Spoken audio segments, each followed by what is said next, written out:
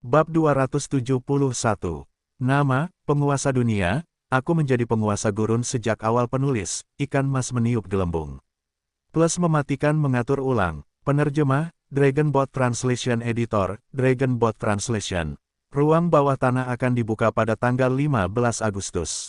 Richard mendengar pemberitahuan itu dan membacanya beberapa kali lagi. Setelah dia memastikan bahwa dia tidak salah dengar, itu membangkitkan rasa ingin tahunya. Ruang bawah tanah ini cukup hebat. Sistem akan mentransfer semua wilayah pemain ke ruang bawah tanah contoh, dan monster dari dimensi lain akan menyerang mereka.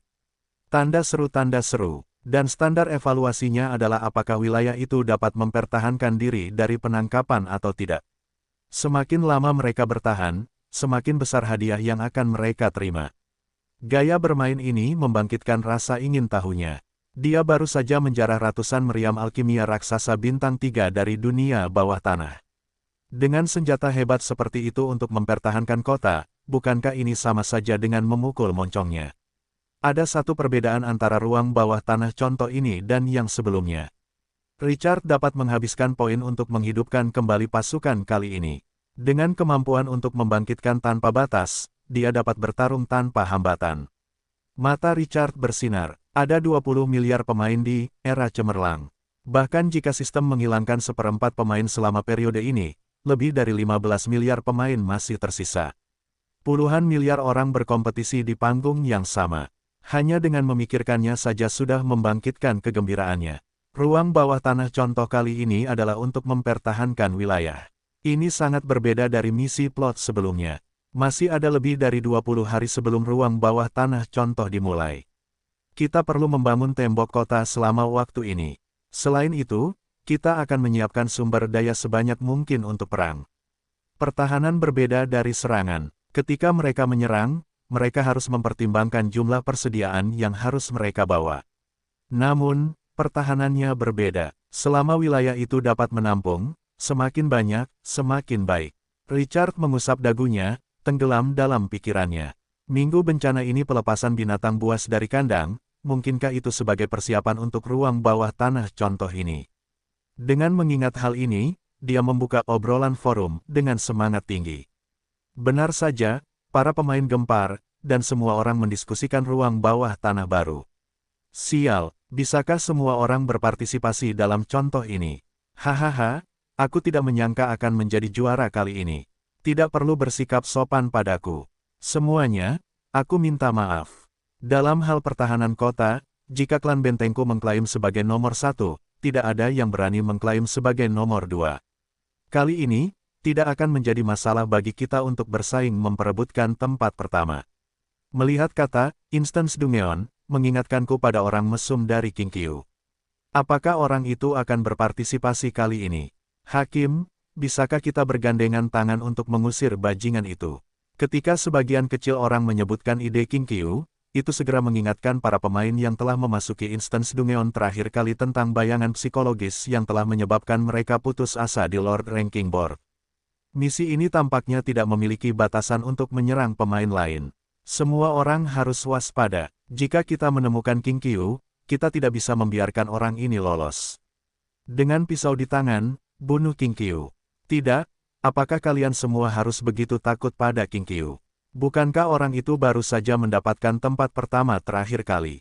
Jika orang itu muncul di dekat wilayahku kali ini, aku akan menghajarnya dalam waktu setengah jam. Tuan, Anda sangat sombong.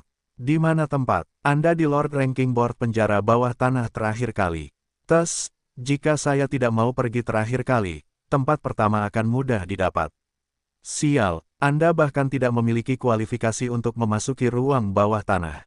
Dan Anda berani menyombongkan diri. Keributan dan kesombongan para pemain terus berlanjut.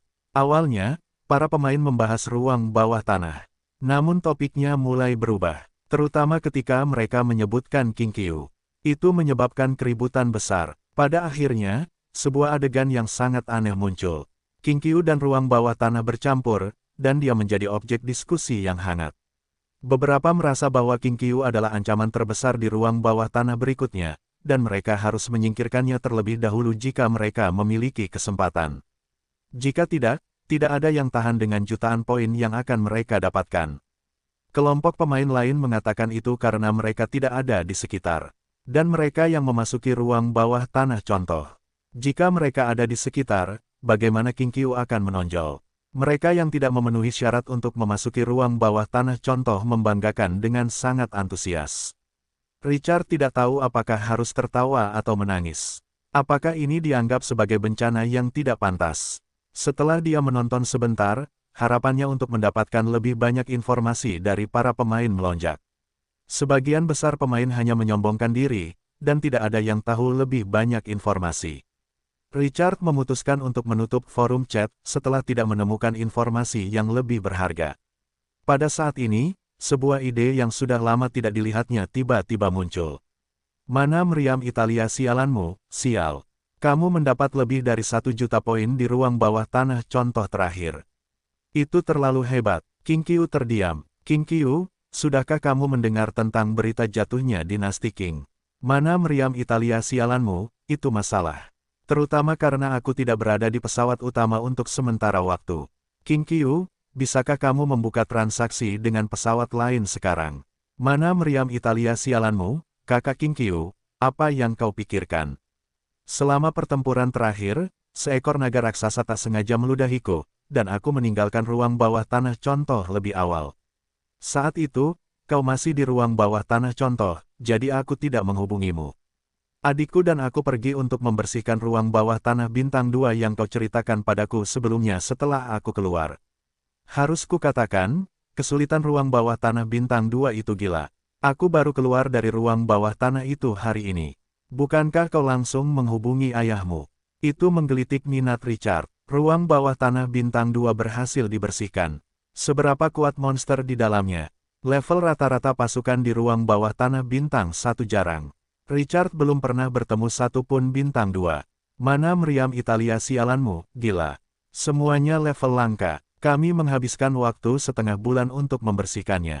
Itu terlalu sulit. Saat dia mengatakan itu, dia mulai pamer lagi. Mana meriam Italia sialanmu, namun, panennya sungguh berlimpah. Jangan bicara soal harta karun. Aku dengan santai memperoleh 7 atau 8 item. Adikku dan aku juga masing-masing telah merekrut seorang pahlawan peringkat B. Bagaimana menurutmu? Apakah kamu iri? Hahaha, itu pahlawan peringkat B. Saat dia berbicara, dia menjadi semakin bersemangat. Mana meriam Italia sialanmu, saudara King Qiu? Kamu mungkin kuat, tetapi kamu mungkin tidak tahu apa arti pahlawan kelas B. Ini adalah pahlawan tingkat atas. Pahlawan peringkat B di era cemerlang adalah langit-langit yang bisa didapatkan seseorang pada tahap ini. Sekarang, aku punya satu di tanganku. Untuk mendapatkan pahlawan ini, aku telah sangat menderita. Hahaha, saudara King Qiu, lain kali kamu datang, aku akan menunjukkan kepadamu betapa kuatnya bakat pahlawan peringkat B itu. Itu adalah kesempatan langka baginya untuk pamer di depan Richard. Dia tidak sabar untuk memamerkan pahlawan tingkat atasnya. Richard tidak bisa menahan tawa. Dia memikirkan 4 hingga 5 pahlawan peringkat A di tangannya, serta unit bos pohon kuno dewa dan jiwa dewa dalam patung dewa kuno. Kapan peringkat B menjadi pahlawan tingkat atas? King Qiu, aku tak sabar untuk melihat pahlawan teratasmu. Mana meriam Italia sialanmu, hehehe. Tunggu saja, lain kali, aku akan bertanya pada adikku di mana kita memindahkan harta karun terbaik. Aku akan berbelanja di wilayahmu. Dia sepertinya memikirkan sesuatu dan bertanya. Mana meriam Italia sialanmu, saudara King Qiu? Ada gurun lain beberapa ratus mil jauhnya dariku, di gurun manakah kamu? King Qiu, gurun kematian. Mana meriam Italia sialanmu, gurun kematian. Bagaimana mungkin, saudara King Qiu, jangan bercanda denganku. Tidak mungkin ada pemain di gurun kematian. Mata Richard menyipit saat membaca pesan itu. King Qiu, apa maksudmu dengan, tidak boleh ada pemain? Mana meriam Italiamu yang sialan? Kudengar dari adikku bahwa gurun kematian adalah peta tingkat tinggi. Dalam pembaruan versi selanjutnya, beberapa area akan terhubung ke bidang dimensi. Pada saat itu, monster kuat akan muncul dan itu akan sangat berbahaya. Itulah sebabnya, era cemerlang tidak mengatur pemain untuk muncul di peta ini. Hati Richard bergetar. Dia menahan napas. Peta tingkat tinggi yang akan terhubung ke dimensi lain di masa depan, tanpa pemain pikiran Richard berpacu. Dia tidak menyangka akan mendapatkan informasi penting seperti itu dari Where's Your F** King Italian Canon. Pantas saja dia tidak bertemu dengan pemain manapun. Ternyata itu bukan peta tempat pemain dilahirkan. Tapi kenapa dia ada di sini? Muncul bug. Bagaimana dengan bidang dimensi yang muncul di versi selanjutnya? Tanda seru tanda seru. Pertanyaan yang tak terhitung jumlahnya berpacu di benaknya. Dia menarik napas dalam-dalam beberapa kali untuk menekan emosinya. King Qiu, apakah berita ini asli? Where's Your F** King Italian Canon? Tentu saja, ini asli. Kakakku adalah perencana salah satu departemen dalam game, Era Cemerlang. Meskipun banyak informasi telah berubah setelah Era Cemerlang menjadi kenyataan. Tapi pengaturan dasarnya seharusnya tidak salah. Kakakku juga telah memverifikasi informasi di tangannya. Tidak ada perubahan dalam informasi yang lebih mendasar seperti lamanya waktu, perubahan dalam 4 musim, dan tata letak geografis. Satu-satunya perubahan ada di beberapa plot permainan. Misalnya, artefak ilahi yang disimpan di tempat-tempat tertentu mungkin tidak ada lagi. Ekspresi Richard berubah. Karena lahir di padang pasir, kurangnya sumber daya sudah menjadi permulaan. Sekarang, itu telah tumbuh dengan mantap melalui perburuan dan eksplorasi. Sekarang, seseorang telah mengatakan kepadanya bahwa ini tidak damai. Tidak hanya akan bergabung dengan bidang dimensi lain di masa depan, tetapi sejumlah besar monster kuat juga akan muncul. Memikirkannya saja membuat kepalanya sakit. King Qiu, apakah kamu tahu setelah pembaruan versi pertama, gurun kematian akan terhubung ke dimensi lain? Di mana meriam Italia sialanmu, saudara King Qiu? Saya tidak tahu. Masuk akal bahwa setelah ruang bawah tanah contoh skala besar pertama, harus ada pembaruan versi. Tapi sekarang, tidak ada apa-apa, jadi informasi ini tidak akurat. Menurut penjelasan kakakku, mungkin butuh setidaknya 2 atau 3 tahun, tetapi sulit untuk mengatakannya. Itu adalah jenis perubahan yang terjadi. King Qiu, aku mengerti. Terima kasih. Apakah ada berita lebih lanjut tentang gurun kematian? Mana meriam Italia sialanmu? Tidak, adikku baru saja menyebutkannya. Aku akan membantumu bertanya nanti. Dia bertanya dengan rasa ingin tahu. Mana meriam Italia sialanmu, kakak King Qiu? Apakah kamu ada di gurun kematian? Richard tidak mencoba menyembunyikan apapun. King Qiu, benar, aku belum menemukan pemain lain di sekitarku. Mana meriam Italia sialanmu? Luar biasa. Kamu satu-satunya yang punya peta. Beberapa informasi dasar yang dia miliki sebelumnya tampak tidak benar. Mana meriam Italia sialanmu? Akhirnya aku tahu kenapa kau begitu kuat. Kalau saja aku lahir di padang pasir. Mungkin aku bisa mendapatkan tempat pertama di poin penjara bawah tanah dan pamer di depan 20 miliar penguasa. Memikirkannya saja membuatku bersemangat. Mulut Richard berkedut. Jika kau berada di padang pasir, badai pasir bisa mengirimmu ke surga. Ketika Richard memikirkan ini, dia melihat bakat penguasa padang pasirnya. Mungkin, dia lahir di padang pasir kematian karena bakatnya yang unik. Dia tidak berjuang setelah dia tidak bisa memikirkan alasannya. Itu sudah menjadi fakta, jadi tidak ada gunanya memikirkannya sekarang. Setelah dia terus mengobrol dengan pihak lain untuk sementara waktu, mana meriam Italia sialanmu tiba-tiba bertanya. Saudara King Qiu, apakah kau masih memiliki sumber daya langka? Aku telah memperoleh cetak biru konstruksi khusus yang membutuhkan 5.000 unit merkuri. Bisakah kau meminjamkanku beberapa? Sumber daya langka di luar terlalu mahal. Bukankah orang-orang serakah itu takut disambar petir ketika mereka menjualnya dengan harga setinggi itu? Aku sama miskinnya seperti anjing sekarang.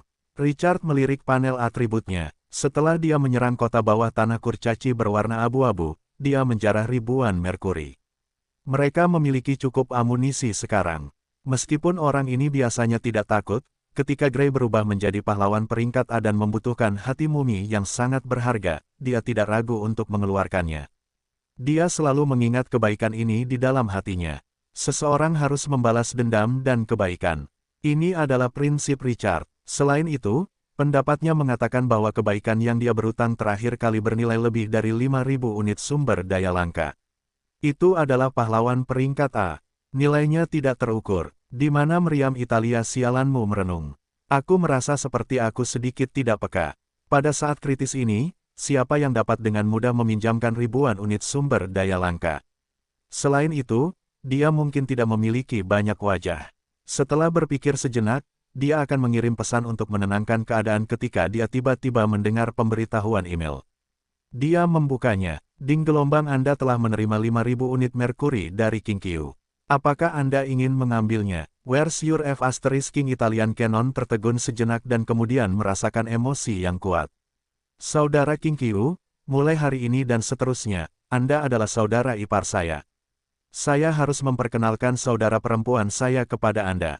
Richard tidak repot-repot menjawab. Setelah dia menyuruhnya membantunya menemukan lebih banyak tentang gurun kematian, dia tiba-tiba teringat bahwa orang ini beruntung mendapatkan harta karun yang bagus. Pihak lain adalah anak keberuntungan, dan beberapa harta yang dia peroleh pada tahap awal semuanya dijual oleh orang ini. Dia bertanya sementara itu dimaksudkan untuk mencoba.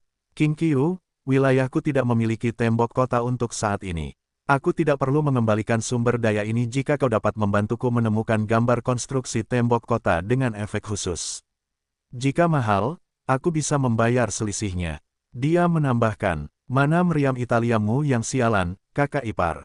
Kau ayahku, urusanmu adalah urusanku. Aku akan membantumu menemukan cetak biru konstruksi tembok kota yang luar biasa. Saat dia mengatakan itu, dia mengirim beberapa pesan tentang 36D milik saudara perempuannya, kakinya yang panjang ditutupi sutra hitam, dan betapa lembut dan mudah didorong. Wajah Richard menjadi gelap, dan dia menutup obrolan forum. Dia mengabaikan pria itu. Belum lagi bantuan terakhir, hanya dengan mengetahui kebenaran tentang gurun kematian dari pihak lain, dia merasa itu akan sepadan bahkan jika dia harus menghabiskan 5.000 unit sumber daya langka. Berita ini secara langsung memengaruhi hidup dan mati wilayah tersebut. Ketika Richard memikirkan kemunculan tiba-tiba pasukan dari dimensi lain di gurun kematian, dia merenungkan dirinya dalam kegelapan dan merasakan ketakutan yang terus menghantui hatinya. Twilight City mungkin akan menderita kerugian besar jika lengah dan menghadapi situasi seperti itu. Where's your F*** King Italian Canon adalah bintang keberuntungannya.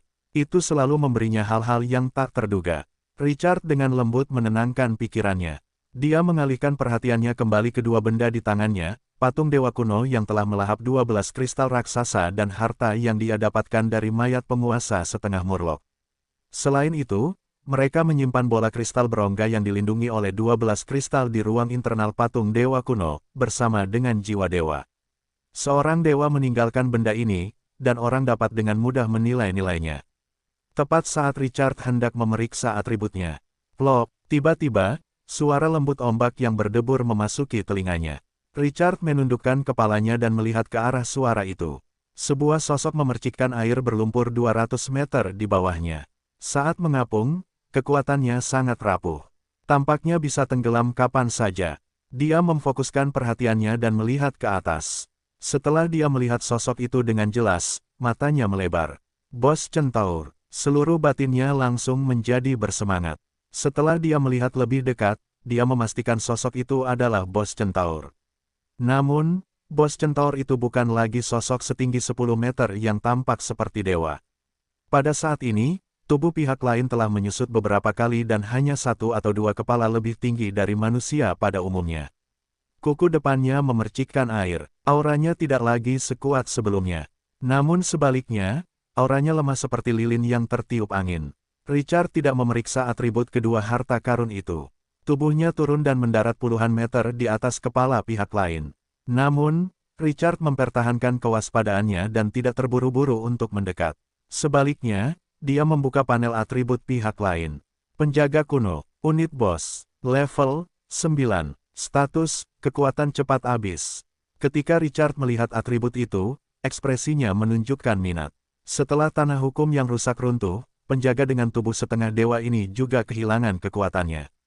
Jika memang begitu, bukankah itu berarti? Napas Richard semakin cepat. Saat dia menunggu dengan sabar, level pihak lain masih turun. Level 9 menjadi level 8. Kemudian turun menjadi 7, 6, akhirnya, berhenti di level 1. Setelah Richard tidak bisa lagi merasakan bahaya, dia berbalik ke sosok itu. Rasa gembira yang luar biasa muncul di hatinya. Dia akan mendapat untung kali ini. Pada saat ini, Bos Centaur itu tiba-tiba berhenti berjuang, dan tubuhnya perlahan jatuh. Richard kembali sadar, dan pasir kuning di sekitarnya mulai bergelombang. Pasir di danau dengan cepat mengembun, dan setelah beberapa napas, air di sekitar mereka tiba-tiba menjadi jernih. Sosok centaur itu bangkit dan muncul dari air. Kemudian, ia terus naik dan melayang di udara. Tanda seru. Pada saat ini, ia bisa melihat platform pasir di bawah centaur itu. Air mengalir turun dari segala arah. Itu menciptakan riak-riak di danau kecil yang bersih. Bos centaur itu merasa seperti bisa bernapas. Dalam keadaan linglung, ia mengangkat kepalanya dan melihat sosok yang kabur dengan kepalanya yang menyentuh langit biru. Ia menatapnya, ia membuka mulutnya, ia ingin mengatakan sesuatu, tetapi kemudian ia merasakan perasaan tidak berdaya. Tubuhnya tidak dapat lagi menopangnya, dan ia jatuh di platform pasir. Richard memindahkan platform itu lebih dekat. Ia merasa sedikit aneh ketika ia melihat bos centaur yang tidak sadarkan diri itu. Dia tidak pernah menyangka bahwa pihak lain akan muncul di depannya dengan cara seperti itu. Seperti yang diharapkan, dunia tidak dapat diprediksi, tidak. Itu seperti, runtuhnya tanah yang rusak ini menyebabkan situasi centaur. Richard berkata sambil mengusap dagunya. Dalam hal itu, pihak lain adalah rampasan perangnya. Yah, dia suka kejutan seperti ini. Dia bisa mendapatkan lebih banyak dari mereka di masa depan. Dalam pertempuran tadi, bos yang kuat ini dengan tubuh setengah dewa hampir membunuh pemburu luar biasa level 20. Kekuatan pertempurannya adalah keberadaan paling ganas yang pernah dia lihat di pesawat utama. Dia mengambil 2 langkah ke depan dan melangkah ke platform pasir. Dia mendekati centaur dan melihat ke bawah. Pihak lain telah jatuh ke dalam koma yang dalam. Setelah ukurannya menyusut, centaur menjadi lebih lembut yang berbeda dari penampilan dewa perang yang sombong sebelumnya. Rambut hitamnya yang basah menutupi separuh wajahnya. Itu membuat sosoknya yang halus menjadi sangat menarik. Sepasang tanduk panjang melengkung mengintip dari rambutnya. Itu tampak lebih ramping, tidak lagi penuh kekuatan dan niat membunuh. Bagian atas tubuh manusia itu memiliki kulit seputih salju, dan sehelai kain sederhana menutupi kebanggaan di dadanya. Saat ini, ia setengah menempel di tanah, dan dadanya sedikit cekung. Itu membuat orang merasakan kelembutannya yang memikat. Richard mengalihkan pandangan dan membuka panel atributnya dengan penuh harap. Kali ini, ia akhirnya bisa melihat atribut lawannya. Penjaga kuno, unit bos, level 1 bos pemula, kekuatan meningkat 30%. Pertahanan meningkat 30%. Potensi, A, status, terluka parah. Profesi, ksatria kapak perang raksasa spesial, kekuatan meningkat 100%. Vitalitas, 200 poin pulih 5 poin setiap detik. Keterampilan, tubuh abadi, di atas peringkat A tubuh dengan sedikit kekuatan suci. Kekuatan meningkat 500%. Pertahanan meningkat 500%. Resistensi sihir meningkat 300%. Kebal terhadap keterampilan kematian instan, racun, keterampilan kontrol, dan kutukan. Mampu mengonsumsi vitalitas untuk pulih dari cedera apapun. Pukulan pembunuh kapak perang peringkat A memungkinkan vitalitas untuk mengelilingi kapak perang raksasa, meningkatkan ketajaman dan ketangguhannya hingga 100%. Memiliki peluang 30% untuk membunuh musuh secara langsung. Keterampilan tempur tak tertandingi peringkat A, keterampilan pertempuran ditetapkan pada level master. Lonjakan darah peringkat A, membakar 50 vitalitas per detik untuk meningkatkan semua atribut hingga 100%. Semakin banyak vitalitas yang dibakar, semakin banyak atribut yang akan ditingkatkan. Konsumsi tertinggi adalah 200 vitalitas per detik untuk meningkatkan semua atribut hingga 300%. Karakteristik bos, mampu berubah menjadi prajurit berat 10 meter, semua atribut meningkat 100%, durasi 6 jam, dapat digunakan sekali sehari. Bakat ras, mampu berlari di semua medan. Kebal terhadap efek buruk medan. Vitalitas ikatan, untuk setiap penurunan vitalitas 10%, semua atribut akan meningkat 10%, dan kecepatan pemulihan cedera akan meningkat 20%. Deskripsi, seorang prajurit yang telah diberikan kekuatan besar oleh para dewa. Meskipun kekuatannya telah berkurang lebih dari setengah seiring berjalannya waktu, dia masih memiliki potensi yang tak terbatas. Tidak buruk sama sekali, kata Richard dengan senyum cerah. Keterampilan bos centaur dan fitur tambahan semuanya sangat mengikat.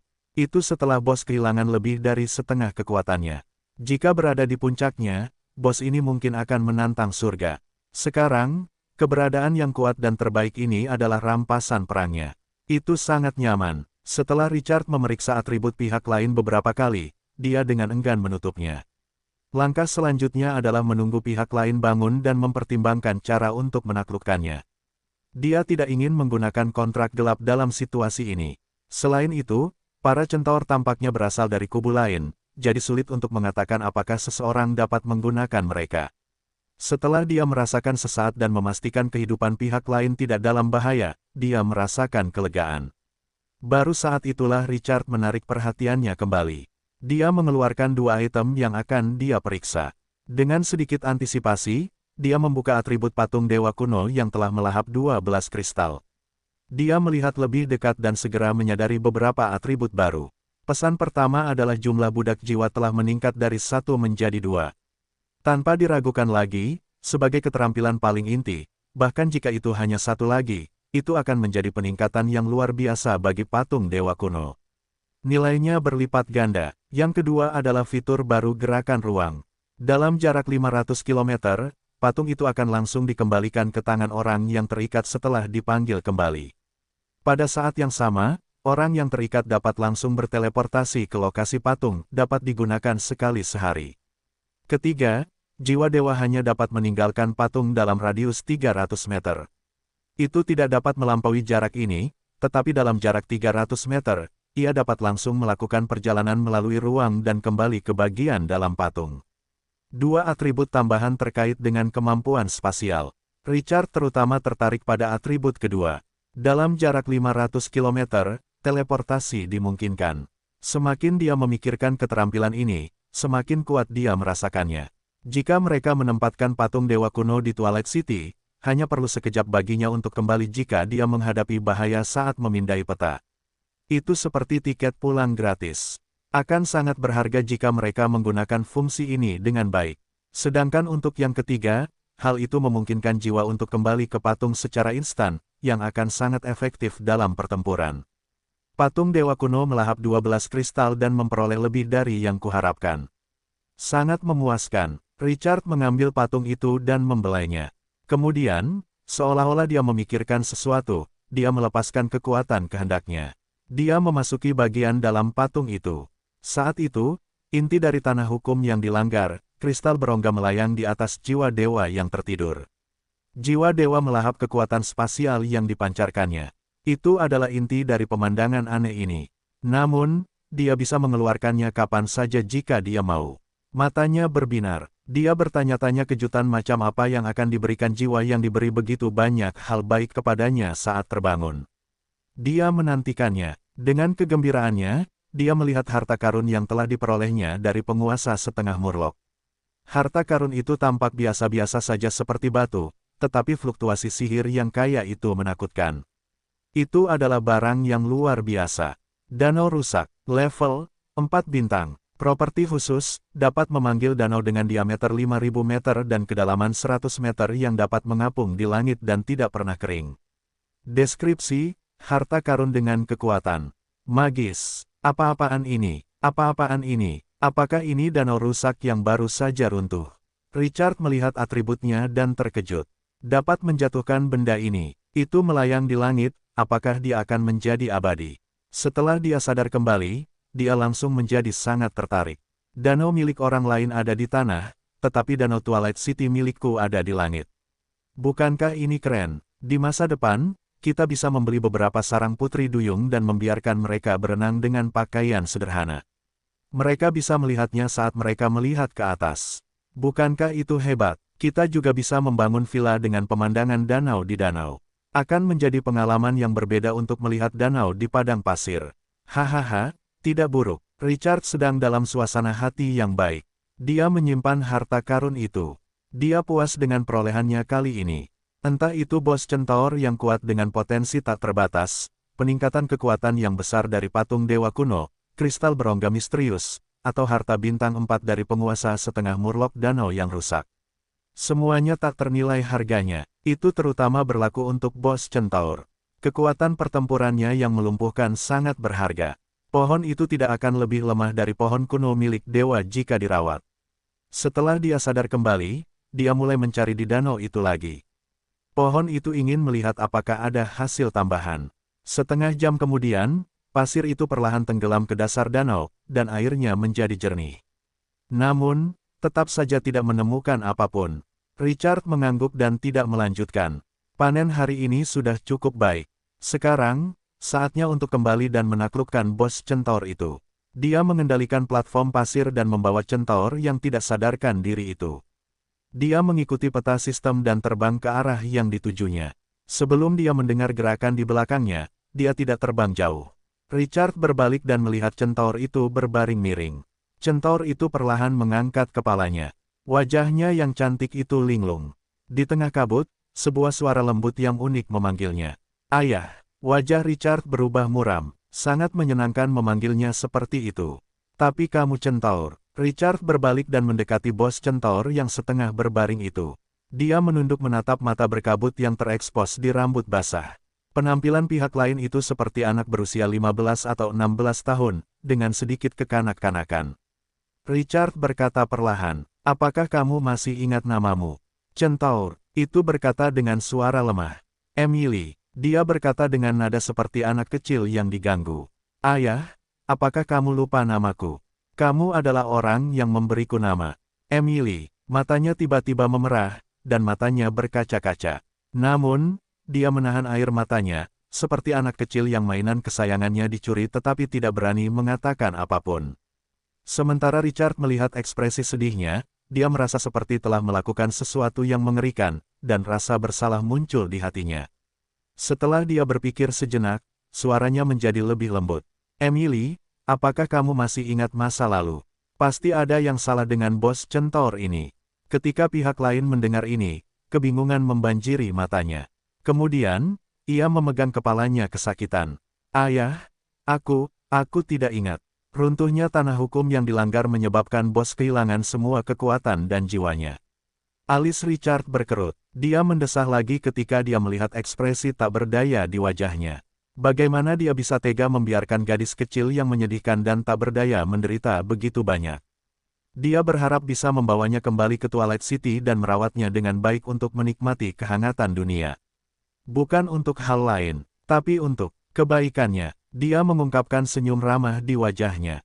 Emily, tanah hukum yang dilanggar telah runtuh. Kamu telah menyelesaikan misimu. Aku di sini untuk membawamu pulang. Centaur yang berlinang air mata itu mengangkat kepalanya. Rambutnya yang basah menutupi sebagian wajahnya, dan mata gelapnya yang mengintip dari ujung rambutnya segera menyala. Dengan sedikit kebahagiaan dan ketidakpastian, ia berkata dengan hati-hati. Ayah, kamu tidak berbohong padaku. Richard melambaikan tangannya, dan pasir membentuk platform bagi makhluk itu untuk bersandar. Dia berjalan mendekati centaur itu dan mengusap kepala kecilnya. Nada suaranya lembut. Tentu saja, anakku, ayo pulang sekarang. Pada saat ini, bos yang sombong itu telah berubah menjadi seorang gadis kecil. Matanya melengkung menjadi bulan sabit saat bersorak kegirangan. Hiduplah, ayah. Setelah selesai berbicara, sepertinya dia memikirkan sesuatu dan mengatakannya dengan sedikit ketidakpastian. Lalu, apakah kamu masih akan meninggalkanku di masa depan? Tatapan yang sangat tegang itu bisa membuat hati orang-orang menegang karena suatu alasan. Richard menepuk kepala gadis itu dan menatap matanya. Aku tidak akan melakukannya. Aku tidak akan pernah melakukannya lagi. Jangan tinggalkan aku di masa depan. Aku tidak akan pernah meninggalkanmu. Emily, si gadis kecil, yang hanya memiliki pikiran seorang gadis berusia 5 atau 6 tahun, senang mendengar ini, dan senyum cerah muncul di wajahnya. Aku tidak akan meninggalkan ayahku. Batuk, batuk. Setelah kegembiraan itu, dia menutup mulutnya dengan tangannya, dan wajahnya kembali pucat. Richard memeriksa statusnya. Centaur itu masih terluka parah.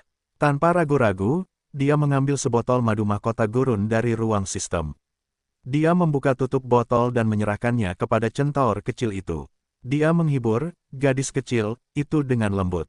Emily, ini adalah madu terbaik di dunia. Cobalah, kamu akan pulih setelah meminumnya. Hidung kecil Emily berkedut sedikit, dan dia menelan seteguk air liur ketika dia mencium aroma yang manis. Kemudian, dengan hati-hati dia menerima madu itu. Dia menoleh ke Richard dengan ekspresi puas. Ayah, Ini pertama kalinya kau memberiku hadiah. Setelah centaur itu selesai berbicara, ia memegangnya dengan kedua tangan dan menyesapnya sedikit. Rasa yang membuat indera perasanya meledak langsung menerangi matanya. Itu terlalu luar biasa. Setelah beberapa teguk lagi, ia menyerahkan madu itu kepada Richard dengan senang hati. Ia enggan, tetapi ia tidak pelit. Ayah, ini dia, madu ini sangat enak. Richard menatap mata yang jernih itu dengan ekspresi halus. Tampaknya bukan ide yang buruk untuk membesarkan anak perempuan seperti itu. Ia mengulurkan tangan dan mencubit wajahnya. Kita masih punya banyak di rumah. Kau perlu minum lebih banyak agar cepat sembuh. Ya, ya. Emily memegang madu itu dengan kedua tangan dan mulai meminumnya dengan senang hati. Setelah meminum sebotol madu, napasnya segera pulih secara bertahap. Kemudian, energi putih dan merah naik dari tubuhnya. Setelah beberapa napas, centaur kecil itu berdiri dari tanah. Meskipun auranya lemah, ia tidak lagi seperti sebelumnya. Kondisinya juga pulih dari cedera parah menjadi cedera ringan. Setelah itu, centaur kecil itu mengusap kepalanya ke bahunya. Matanya penuh dengan kepercayaan dan ketergantungan. Richard tidak bisa mengungkapkan emosinya. Dia tidak tahu apakah itu akan terus berlanjut dalam keadaan ini atau apakah itu akan pulih suatu hari nanti. Jika ingatannya pulih di masa depan, dia tidak tahu apakah itu akan mati di tempat. Setelah berpikir sejenak, Richard bertanya-tanya apakah dia harus mendapatkan kristal ajaib untuk merekam penampilan Emily. Bagaimana jika suatu hari, setelah pihak lain memulihkan ingatannya, dia akan mengeluarkannya dan memutarnya berulang-ulang. Saat mereka melanjutkan perjalanan, Richard merasakan area di sekitarnya menjadi hidup.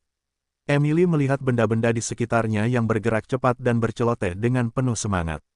Ayah, mengapa langit berwarna biru? Bagaimana jika kita pergi ke puncak langit? Ayah, lihat, ada ikan di dalam air. Wow, besar sekali. Bisakah kita turun dan menangkap ikan? Ayah, hahaha, anginnya sangat menyegarkan. Aku ingin menggigit, batuk. Ayah, bisakah kita pergi dan mengejar matahari di langit? Aku ingin mengambil matahari kembali. Ayah. Hati Richard menjadi rileks ketika dia mendengar kata-kata polos itu. Ketika dia melihat centaur kecil itu menatap sekeliling dengan penuh semangat, senyum lembut tergantung di sudut mulutnya. Ya ampun, dia benar-benar merasa menjadi seorang ayah. 20 menit kemudian, platform pasir terbang menjauh dari danau yang luas dan kembali ke padang pasir. Richard berbalik untuk melihat bahwa tanah hukum yang dilanggar telah menjadi danau raksasa. Gelombang demi gelombang riak muncul, dan permukaan air memantulkan cahaya. Di masa depan, gurun ini akan memiliki danau tambahan. Tanpa suntikan air yang mengalir, mungkin, suatu hari nanti, danau ini akan mengering secara bertahap seperti danau-danau lainnya yang tak terhitung jumlahnya. Setelah terbang ke arah Twilight City untuk beberapa saat, dia melihat Alphys dan 30 naga darah kerangka. Pasukan itu segera terbang dengan gembira ketika mereka melihatnya. Sina, yang menunggangi punggung naga darah kerangka, melihat sosok yang memegang kapak raksasa bergagang panjang dan melompat di sekitar Richard. Dia langsung bingung. Centaur kekar yang mana ini? Bagaimana makhluk besar itu bisa menjadi begitu kecil? Ketika dia mendekat, dia melompat dari naga darah kerangka dan mendarat di platform pasir. Dia meletakkan tangannya di dadanya dan membungkuk. Lord Richard. Setelah membungkuk, Sina tidak bisa menahan diri untuk tidak melihat ke belakang Richard, yang mengintipnya dengan rasa ingin tahu. Ekspresi dan tatapan pihak lain memberinya perasaan seperti anak kecil. Apakah ini makhluk mengerikan yang sama yang menghadapi Lord Richard secara langsung? Bagaimana bisa begitu aneh? Richard mengangguk. Ketika dia melihat ekspresi bingung Sina, dia mengulurkan tangannya dan memperkenalkan centaur itu. Ini adalah putriku, Emily. Emily, ini adalah penduduk Twilight City, Sina. Kamu bisa memanggilnya kakak Sina mulai sekarang. Emily menatap Sina dengan tatapan ingin tahu. Tapi ekspresinya sedikit rileks setelah dia tidak merasakan permusuhan darinya. Dia berkata dengan lembut, kakak Sina, putri. 10.000 tanda tanya muncul di hati Sina. Tuhan, kamu manusia, bangun. Tapi Richard tidak mengatakan apa-apa, dan Sina tahu sesuatu pasti telah terjadi. Dia tersenyum dan mengangguk pada centaur itu. Halo, Emily. Mata Richard menjadi serius. Sina, bagaimana korban pasukan? Ekspresi Sina menjadi lebih serius ketika mereka berbicara tentang hal-hal serius. Tuanku, mumi menderita kerugian paling banyak. Musuh membunuh setengah dari mereka, dan hanya 3 tim yang tersisa. Musuh membunuh 2 prajurit kalajengking. 4 kelompok tersisa. Musuh membunuh 3 tim pemanah kondensasi pasir. 22 tersisa. Selain itu, pasukan lainnya tidak terluka. Richard mengangguk, tidak terkejut. Meskipun kekuatan keseluruhan setengah Murloc itu rata-rata, mereka memanfaatkan supremasi geografis. Pasukan Twilight City selalu berada dalam posisi yang kurang menguntungkan. Dan mereka harus melindungi patung dewa kuno agar tidak terganggu. Tidak dapat dihindari untuk menderita kerugian. Namun, kerugian ini tidak ada apa-apanya dibandingkan dengan panen kali ini. Ketika Richard memikirkan hal ini, dia tiba-tiba kembali sadar. Misinya untuk naik level adalah untuk membunuh solo pahlawan lapangan level 10 ke atas. Sangat disayangkan bahwa dia membunuh penguasa setengah Murloc pada akhirnya, tetapi Sina juga telah melukainya dengan parah, jadi dia tidak dapat dianggap telah membunuhnya sendirian. Sepertinya dia harus menemukan pahlawan lapangan untuk dibunuh dalam beberapa hari ke depan dan naik level terlebih dahulu ke level 10. Dia kembali sadar dan berkata dengan suara serius. Sina, suruh semua pasukan kembali ke wilayah itu segera. Kita akan menghadapi pertempuran sengit dalam 20 hari. Pada saat itu, monster kuat yang tak terhitung jumlahnya dari dimensi lain akan menyerang Twilight City. Kali ini, musuh yang kita hadapi sangat kuat. Saat Richard kembali ke Twilight City, hari sudah malam. Bulan yang cerah bersinar dari langit, dan cahaya bulan seperti air menyelimuti seluruh wilayah. Kelihatannya ada lapisan keindahan yang luar biasa. Di alun-alun di depan rumah bangsawan, penduduk yang baru saja selesai makan malam aktif mengikuti kelas literasi dan mempelajari pengetahuan baru. Tanda seru, semua orang mulai belajar literasi, dan kelas itu hanya mengajarkan sedikit pengetahuan yang mendalam. Era cemerlang, tidak seperti era modern, di mana informasi meledak. Para bangsawan memonopoli barang langka, pengetahuan. Bagaimana mungkin orang biasa berhak mendapatkannya? Hanya penguasa agung Twilight City yang begitu baik dan murah hati. Pada saat ini, dia bisa memamerkannya di depan mereka dengan begitu lugas dan membiarkan mereka belajar sesuka hati. Penduduk, yang telah menyadari nilai pengetahuan, sangat menginginkannya. Tidak mungkin membayangkan betapa tingginya keinginan penduduk biasa akan pengetahuan tanpa mengalami latar belakang, era cemerlang ini. Di dunia ini, pengetahuan mewakili kekuatan, otoritas, status sosial, dan kelas. Itu mewakili segalanya. Bahkan jika musuh memaksa mereka meninggalkan Twilight City suatu hari nanti, mereka bisa mendapatkan pekerjaan tanpa perlu khawatir soal makanan dan pakaian dengan kemampuan literasi mereka yang tinggi. Belum lagi, Yang Mulia juga telah berjanji bahwa mereka yang belajar dengan baik akan mendapat kesempatan untuk mendapatkan pelatihan khusus. Para penduduk yang sebelumnya bahkan tidak bisa menemukan cara untuk belajar telah berusaha keras setelah mendapat kesempatan ini. Dan kekompakan hati rakyat dengan kebijakan ini jauh di luar imajinasinya. Beberapa penduduk ini memujanya sebagai dewa dan hampir ingin membangun gereja untuknya. Ketika Richard melihat ke arah alun-alun yang ramai, dia diam-diam membubarkan para prajurit. Dia tidak mengganggu para penduduk di kelas. Setelah dia membawa pulang Emily secara diam-diam ke rumah bangsawan, dia mengatur agar 2 orang menjaga centaur yang telah berubah menjadi gadis berusia 5 atau 6 tahun di bawah tatapan heran para pelayan. Setelah makan malam yang mewah, Emily tidak bisa lagi memejamkan matanya. Dia sangat mengantuk hingga terus menguap. Centaur itu gugup dan tidak mau melepaskannya saat dia memegang tangan Richard. Katanya, "Ayah, kau tidak akan meninggalkanku, kan?" Richard menatap sosok yang duduk di karpet dan menatapnya dengan wajah penuh ketergantungan. Ia merasa sedikit aneh di dalam hatinya. Mengapa rasanya begitu luar biasa dipanggil ayah? Saat ia menatap sosok yang mempercayainya tanpa ragu dan menatapnya tanpa daya, ia merasakan sesuatu yang aneh. Ia menyentuh kepalanya. "Emily, jadilah anak baik dan tidurlah. Aku akan membawamu untuk mengambil madu besok pagi." Mata centaur kecil itu langsung berbinar. Ia mengerutkan bibirnya seolah-olah sedang mengenang rasa yang baru saja dicicipinya. "Ayah, apakah ini makanan yang sangat manis yang kita makan hari ini?" Richard tersenyum. Tentu saja, ketika centaur itu menantikan untuk mengumpulkan madu keesokan harinya, Emily dengan enggan naik ke atas untuk beristirahat bersama para pelayan. Karu, yang dipanggil Richard ke samping, tidak merasa senyaman para pahlawan lainnya yang telah melihat kekuatan Emily seperti dewa perang. Meskipun dia tampak baru berusia 15 atau 16 tahun, dia masih sangat muda. Namun, dia masih memiliki banyak keraguan di hatinya. Lord Richard, bagaimana Nona Emily menjadi putri Anda? Richard mengangkat bahu dan bersandar di kursinya yang nyaman. Dia menceritakan kembali kejadian hari itu. Dia akhirnya berkata, saya menduga bahwa runtuhnya tanah hukum yang dilanggar menyebabkan Emily kehilangan semua kekuatannya dan juga merusak jiwanya sampai batas tertentu. Itu menyebabkan dia kehilangan sebagian besar ingatannya. Oleh karena itu, tingkat ingatan dan pemikirannya hanya pada tingkat anak berusia 5 atau 6 tahun. Karu mengangguk sambil berpikir. Setelah berpikir sejenak, dia berkata dengan ragu, Tuanku, saya sarankan jika Anda memiliki cara untuk membantu Nona Emily mendapatkan kembali ingatannya, tidak perlu terburu-buru.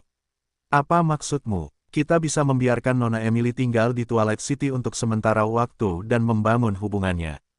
Richard menggelengkan kepalanya. Masih menjadi pertanyaan apakah dia bisa pulih atau tidak. Tidak ada gunanya memikirkan ini. Dengan kondisi Emily saat ini, mungkin akan sulit. Tidak akan buruk bagi centaur itu jika tidak pernah bisa mendapatkan kembali ingatannya.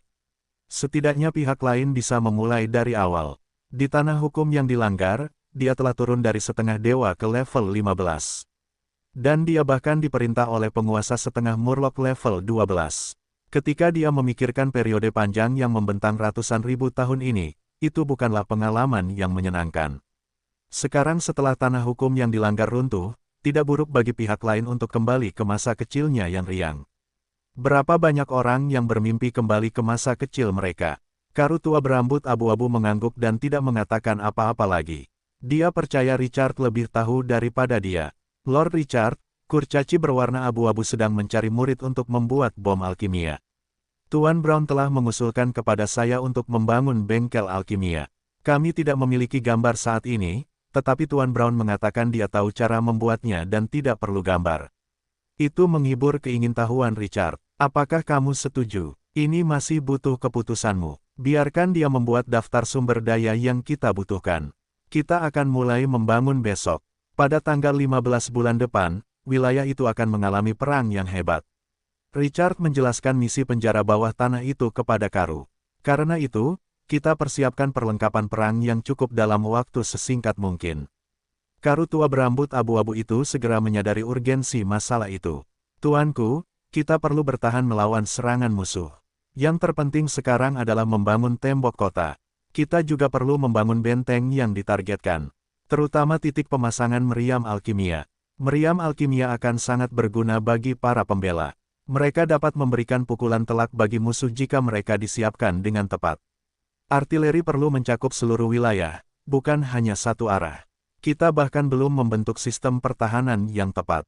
Kata-kata Karu menunjuk pada masalah terbesar Twilight City. Mereka memiliki kekuatan, tetapi mereka tidak memiliki sistem pertahanan. Cara mereka menghadapi musuh sekarang didasarkan pada kekuatan brutal pasukan itu. Jauh dari keuntungan geografis yang seharusnya dimilikinya dalam perang pertahanan kota. Pada akhirnya, masalah inti adalah kurangnya tembok kota. Semua pengaturan lain tidak akan efektif tanpa tembok kota.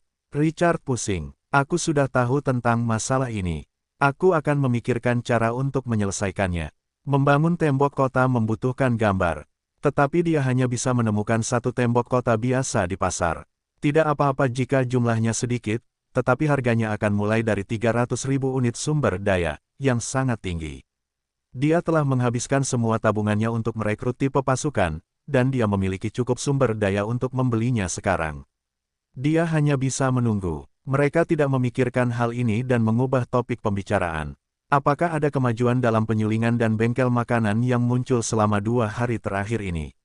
2 pahlawan peringkat B yang diubah oleh bukti pahlawan telah mengambil alih 2 bangunan untuk beberapa waktu. Tetapi dia tidak mendengar kabar baik. Karu menggelengkan kepalanya dengan senyum pahit.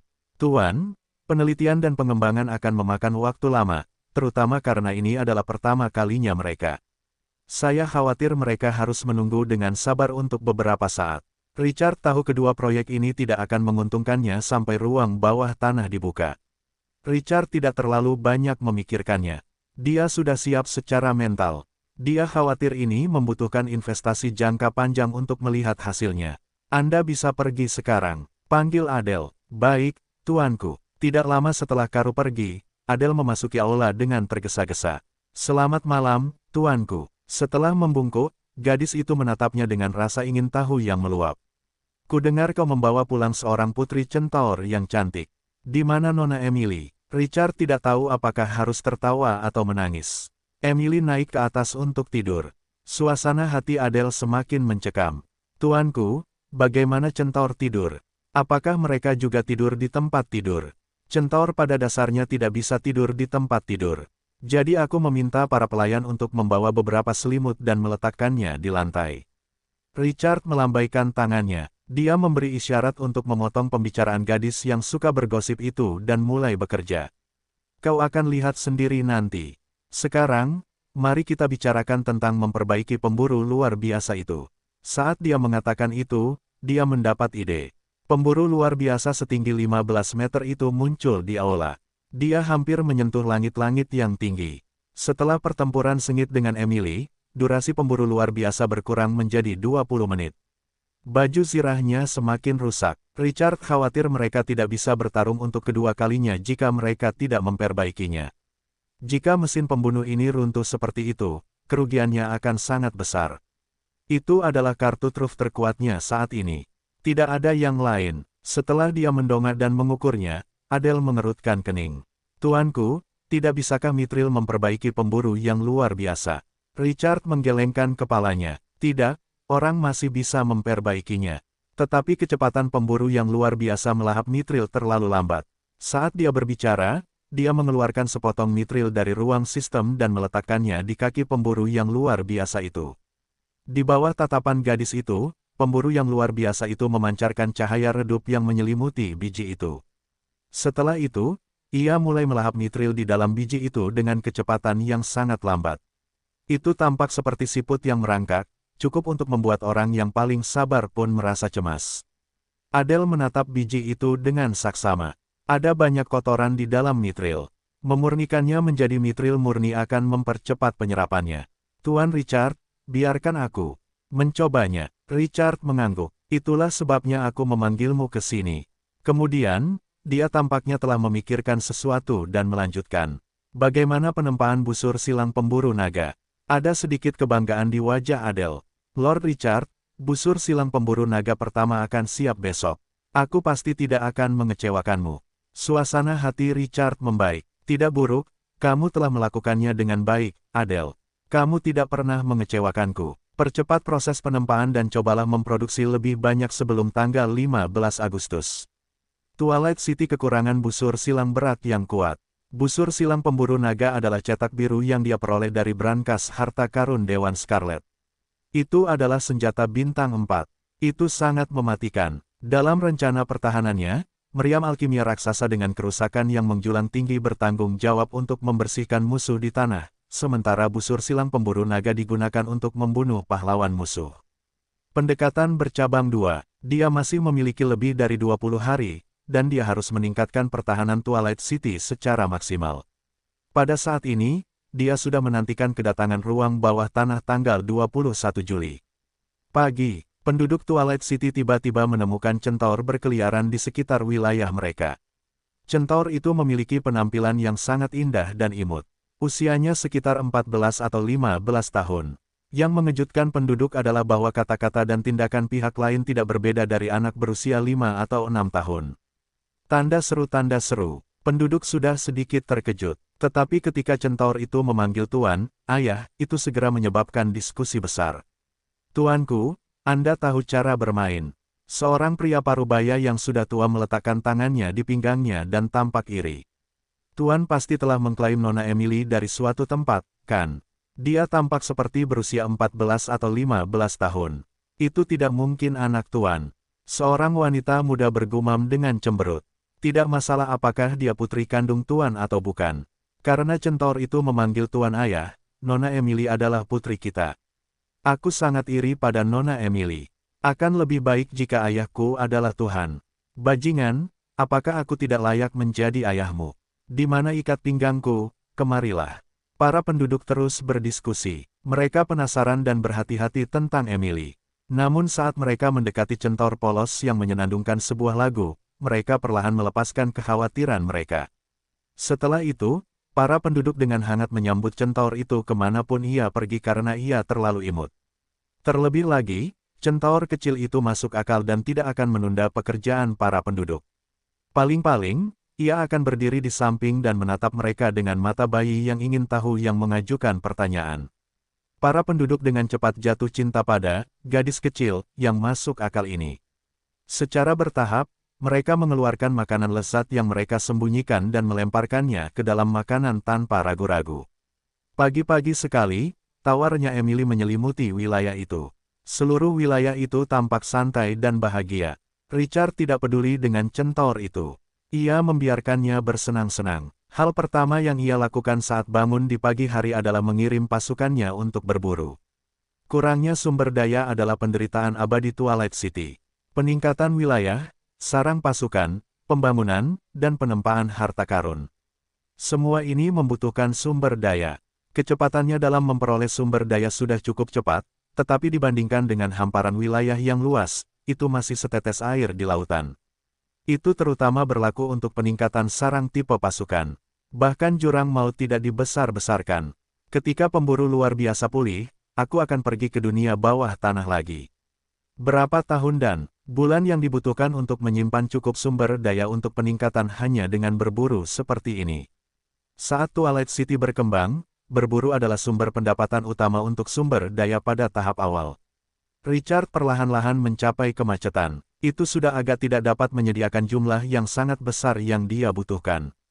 Jadi dia menginvestasikan beberapa sumber daya untuk mengembangkan produk baru sejak awal. Di masa depan, akan sulit untuk mengandalkan perburuan saja untuk mendukung Twilight City. Hanya perdagangan yang lebih menguntungkan yang dapat mendukung rencana besarnya. Setelah sarapan, Richard keluar untuk mencari pahlawan liar untuk menyelesaikan misi peningkatan levelnya. Adele memasuki rumah besar dengan gembira. Tuan Richard, busur silang berburu naga sudah lengkap. Mata Richard berbinar. Busur silang berburu naga adalah harta bintang 4, dan dia telah menantikannya sejak lama. Dia mengikuti gadis itu ke halaman belakang toko pandai besi yang dipenuhi dengan antisipasi. Saat dia melangkah ke halaman, busur silang berat yang ganas di depannya menarik perhatiannya. Busur silang berburu naga yang berat ini lebarnya lebih dari 5 meter, dan lengkungannya yang melengkung memperlihatkan kilatan dingin yang menakutkan. Puluhan tali busur biasa bersama-sama membentuk tali busur silang berburu naga. Busur silang pemburu naga dengan ukiran rune khusus dan fluktuasi sihir yang kuat memperlihatkan aura yang luar biasa. Itu secara intens meningkatkan kekuatan serangan busur silang pemburu naga yang berat. Di bagian bawah terdapat alas kayu dengan 4 roda yang dapat mendorong busur silang pemburu naga. Kecuali seseorang memiliki garis keturunan raksasa, tidak ada orang biasa yang dapat menggerakkan busur silang seberat itu. Jadi itu mengatur busur silang pemburu naga dengan mekanisme yang rumit, ada kerekan di setiap sisi. Ketika seseorang memutar kerekan, pengait di bagian belakang akan menarik tali busur dan mengencangkannya ke gesper. Dia dapat menarik pelatuk dan melepaskan anak panah saat dia perlu menyerang. Ada juga 10 anak panah busur silang raksasa yang tersusun rapi di balista. Para pekerja mendesainnya dengan sangat indah sehingga begitu mereka melancarkan serangan, seseorang menarik tali busur dan menembak terus-menerus tanpa mengisi busur silang. Selain itu, ada garis bidik yang dibuat khusus di depannya. Itu penuh dengan fantasi. Dia membuka panel atribut, busur pemburu naga, level 4 bintang. Karakteristik, setiap busur pemburu naga dapat dilengkapi dengan 10 anak panah dengan jangkauan 800 meter. Kecepatan terbang anak panah meningkat sebesar 300%. Daya serang meningkat sebesar 300%. Tingkat kena pukul meningkat sebesar 70%. Memiliki efek menusuk, dan memberikan kerusakan tambahan pada unit berbaju besi berat tidak aktif. Memberikan kerusakan tambahan sebesar 200% pada naga raksasa tidak aktif. Saat menggunakan busur pemburu naga untuk menyerang, jangkauan meningkat sebesar 200 meter, dan atribut lainnya berlipat ganda. Deskripsi, sebuah busur silang pemburu naga super berat yang digunakan untuk memburu dan membunuh naga raksasa. Atribut-atribut ini sangat kuat, ditambah dengan anak panah busur silang pemburu naga yang panjangnya lebih dari 5 meter. Richard tidak dapat membayangkan bos semacam apa yang pantas dibunuh oleh busur silang pemburu naga. Bahkan seorang pemburu yang luar biasa harus mempertahankan tingkat kewaspadaan tertinggi dalam menghadapi senjata yang begitu mengerikan. Jika tidak hati-hati, ia mungkin akan tertusuk labu manisan. Selain itu, busur silang yang berat ini memiliki kerusakan tambahan pada kehidupan naga. Jika ia dapat menempa lebih dari 100 dari mereka dan menggunakannya dengan meriam, alkimia, Twilight City akan menjadi mimpi buruk musuh. Satu-satunya yang disayangkan adalah, tanpa Fascia Naga level 15, busur silang pemburu naga masih merupakan versi yang tidak lengkap, dan seseorang tidak dapat mengaktifkan kerusakan tambahan pada naga. Dan benda ini terlalu mahal. Menempa satu saja akan membutuhkan 15.000 unit sumber daya langka.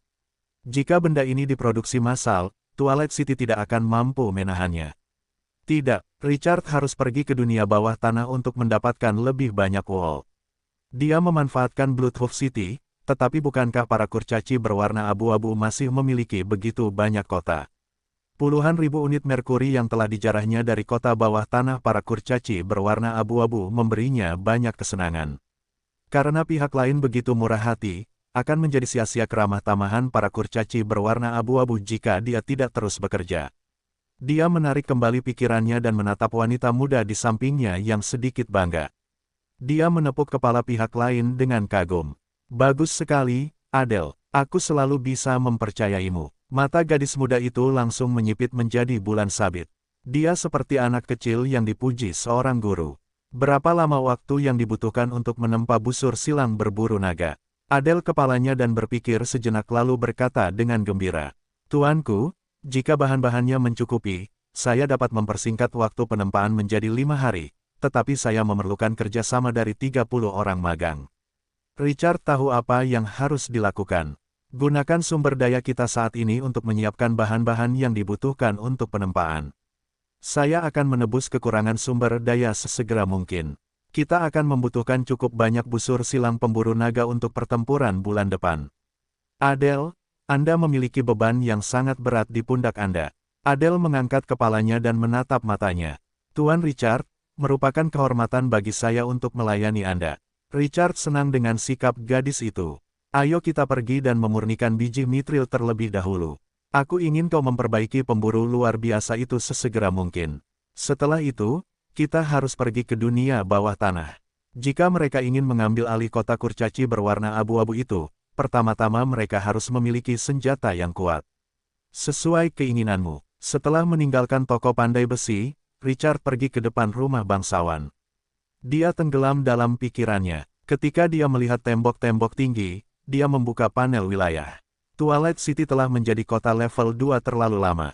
Untuk meningkatkan ke kota level 3, dibutuhkan 30.000 emas, kayu, batu, dan besi, 4 bangunan tingkat tinggi, dan populasi 1.000.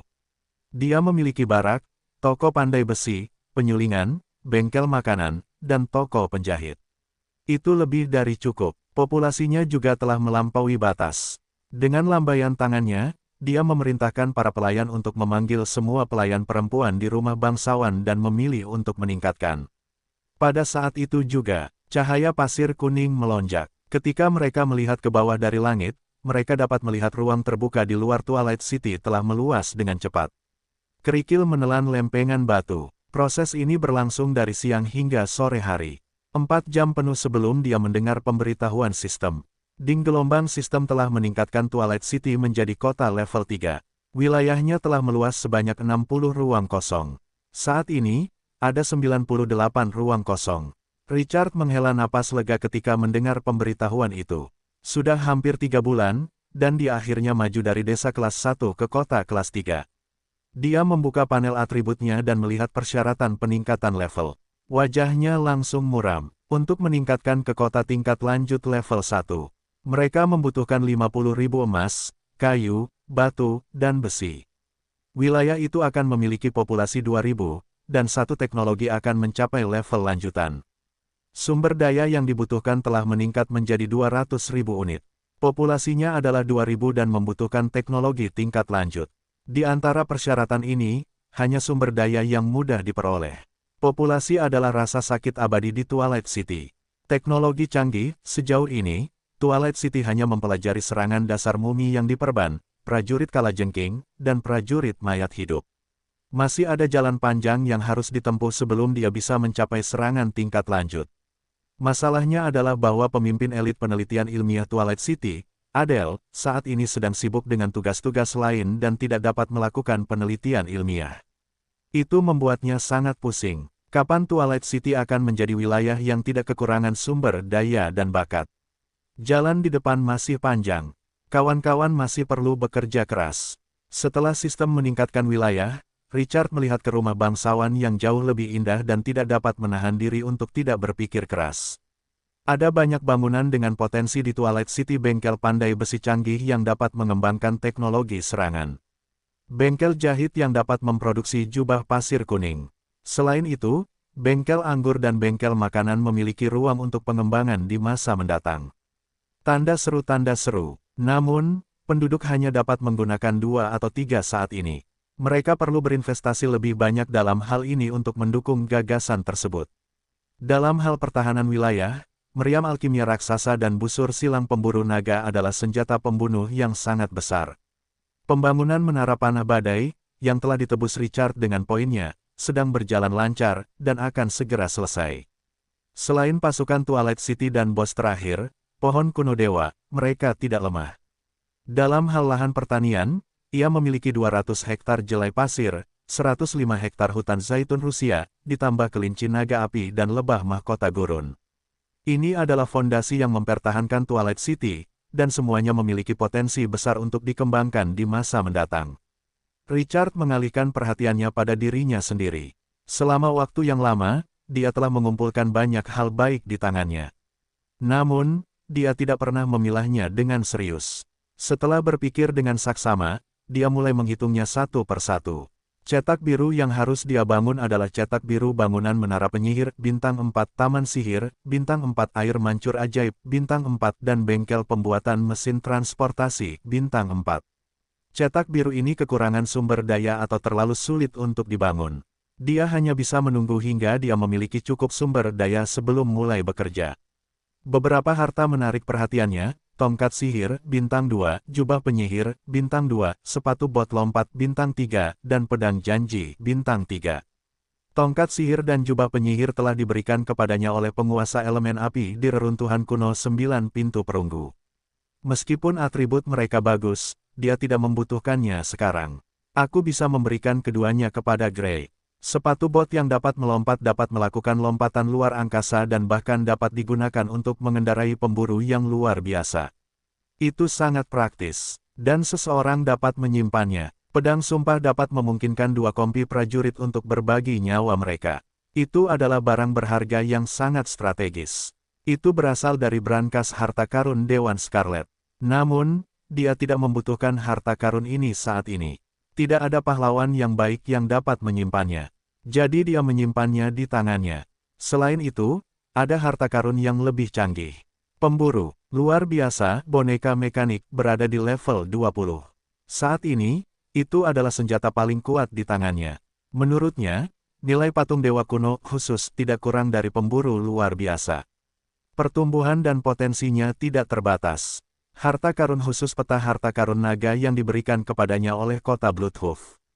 Itu adalah peta harta karun bintang 2 yang diperolehnya dari membunuh monster. Dia tidak punya waktu untuk menjelajahi kedua peta harta karun itu, jadi dia hanya bisa mengesampingkannya untuk saat ini. Portal 2 arah dapat menghubungkan 50 km, tetapi tidak ada tempat yang cocok untuk memposisikannya. Di belakang rumah bangsawan, orang tidak dapat mengabaikan 11 cacing pasir yang akan menetas pada awal bulan depan. Salah satunya memiliki garis keturunan kekosongan yang kuat. Dan ketika berkembang di masa depan, ia dapat melakukan perjalanan melalui dimensi dengan potensi tak terbatas. Harta karun 1 kali tongkat obsidian dengan 9 pintu perunggu yang digunakan untuk membuka reruntuhan kuno. Itu berisi keterampilan Beyond Areng, Time Freeze. Itu dapat membekukan waktu di sekitarnya selama 10 detik. Itu adalah kartu truf yang berharga, tetapi tidak ada musuh yang bisa memaksanya untuk menggunakannya.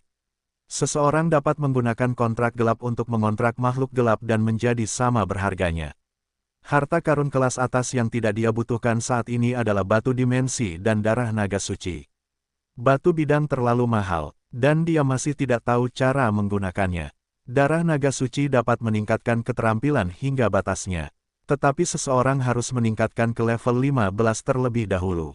Tidak mungkin melakukannya dalam waktu singkat. Dengan mengingat hal itu, Richard tidak dapat menahan perasaan bahwa kekayaan yang telah dia kumpulkan selama periode ini sangat besar. Kemudian, dia tidak dapat menahan diri untuk tidak berpikir lebih dalam. Meskipun nilai harta karun itu tinggi, itu tidak dapat memainkan peran yang luas dalam pengembangan wilayah. Sebelum ruang bawah tanah contoh dibuka, kami masih fokus pada pengembangan wilayah. Ada 3 hal yang perlu kita lakukan di Twilight City. Pertama, membangun tembok kota. Kedua, meningkatkan sarang pasukan. Dan ketiga, mempercepat produksi dan penelitian. Tembok kota adalah inti pertahanan wilayah. Mereka harus memilikinya jika ingin bertarung di ruang bawah tanah. Sarang-sarang pasukan adalah sumber kepercayaan diri yang paling kuat bagi Twilight City. Mereka harus memiliki setidaknya 3 sarang pasukan tingkat mulia dalam 20 hari ke depan. Sistem meningkatkan sarang pasukan lainnya ke tingkat langka.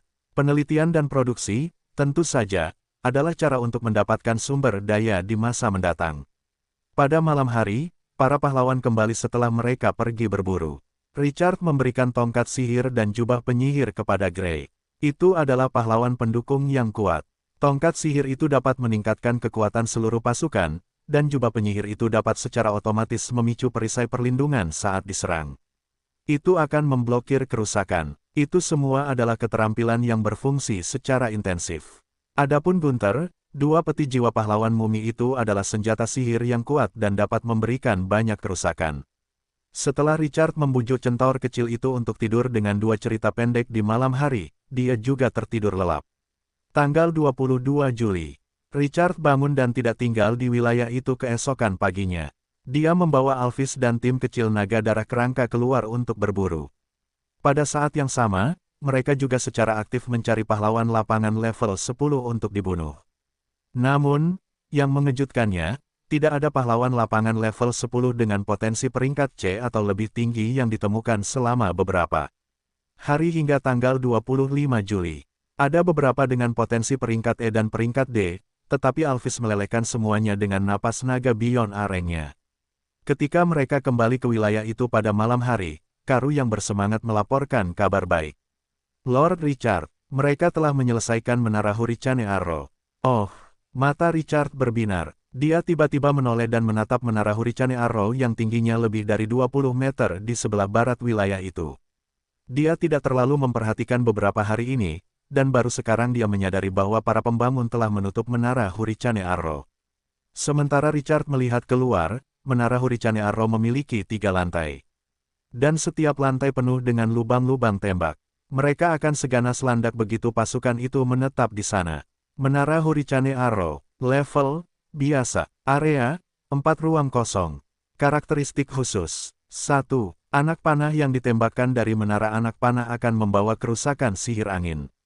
2. Meningkatkan 40% kecepatan terbang anak panah, 40% akurasi, dan 30% kecepatan serangan.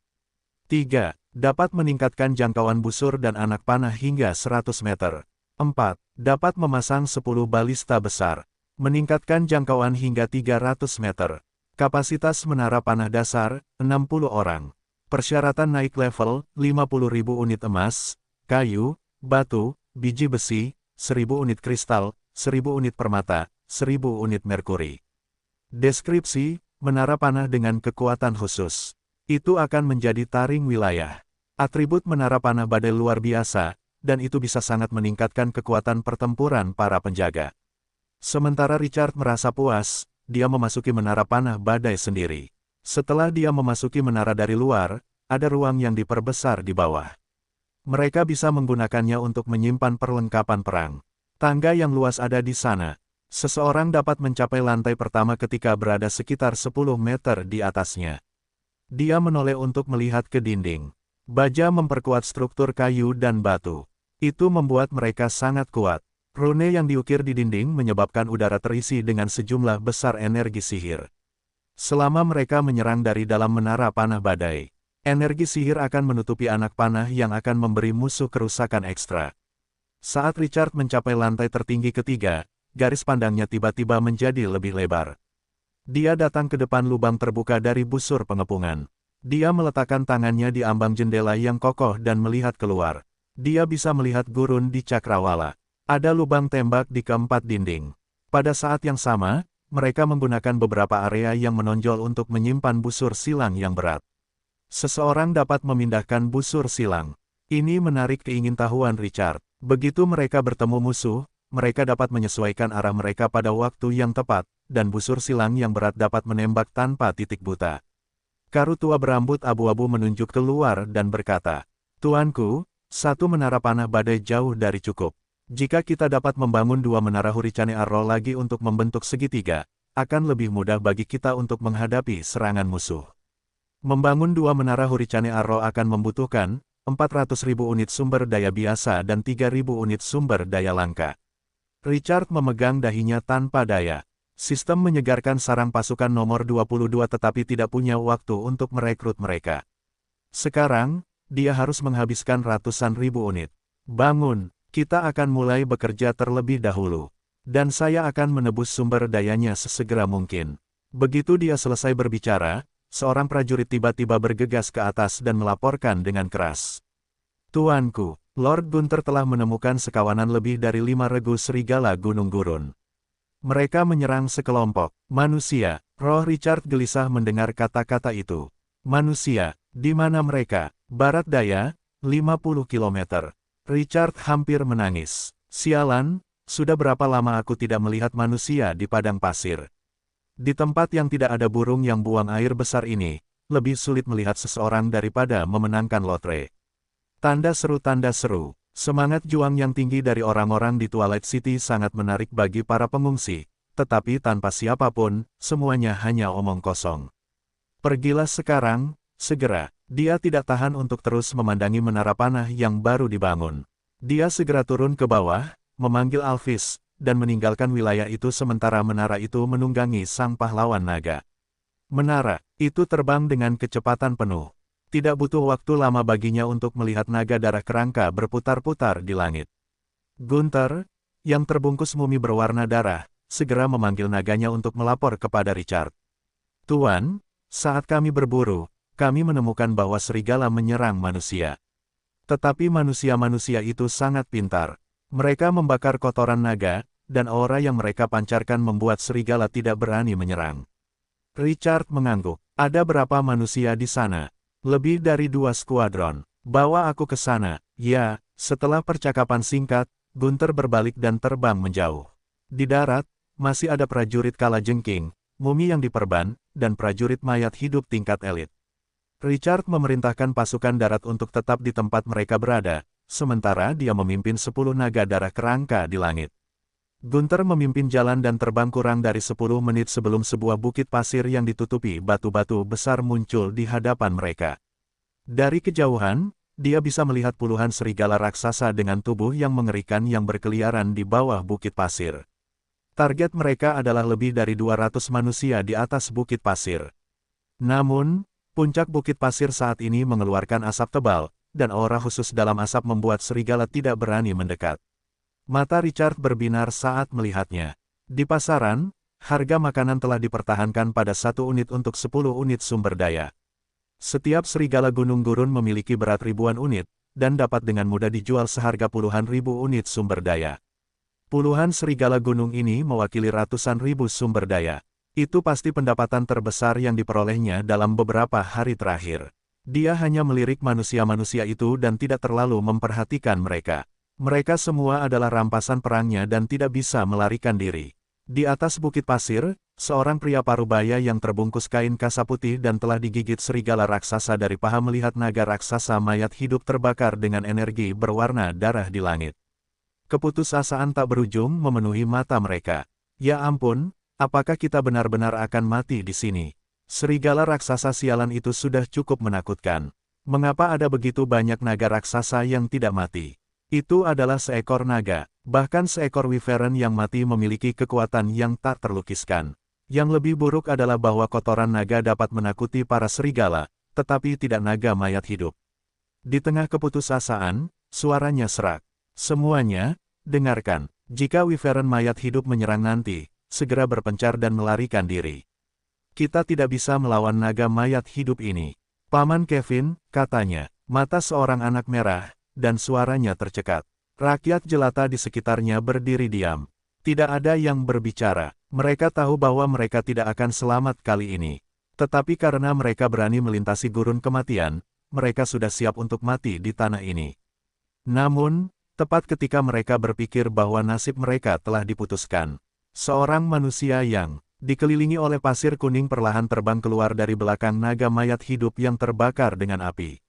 Wajah tampan pihak lain tampaknya telah diukir oleh seorang master. Ditambah dengan postur mayat hidup yang telah memperbudak naga mayat hidup, hal itu membawa dampak psikologis yang sangat kuat bagi semua orang.